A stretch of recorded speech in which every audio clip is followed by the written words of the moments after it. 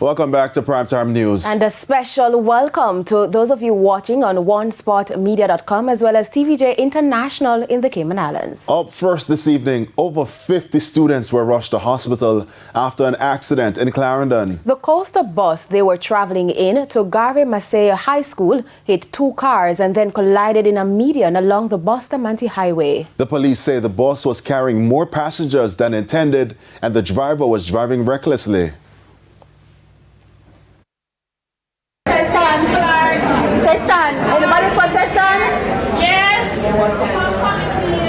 Parents and relatives gathered at a gate, waiting to hear the names of children, eager to hear how they are doing. On the opposite side, nurses instead of teachers. The scene inside Jamaican Hospital after an accident involving all of 39 students. Bandaged forehead, students being wheelchaired to and from the hallway. Utter chaos in accident and emergency.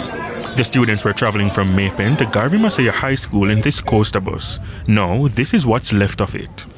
The front warped out of shape, the doors barely hanging on. Seats inside left loose and leaning forward, suggesting how aggressively students were thrown from their seats, especially those who were not secure to begin with.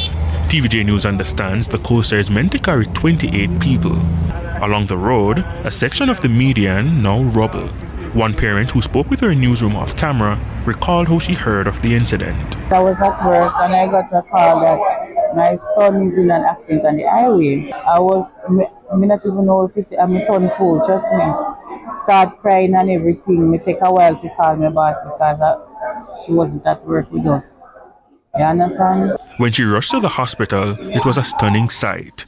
Too many students to count, too many injuries to notice, too many emotions to comprehend. When I go inside here, a lot of children with brace around their neck. I don't even know if to tell her because there are so much. After a while, she laid eyes on her son and she could finally breathe. But I wait a while to see him, You see, when I go in, I saw that he have a swelling on his right eye, a scrape on his left hand, and he has a swelling on his right leg. And he says it is paining him. According to investigators, the incident occurred minutes before 8 a.m. at a stoplight along Bustamante Highway.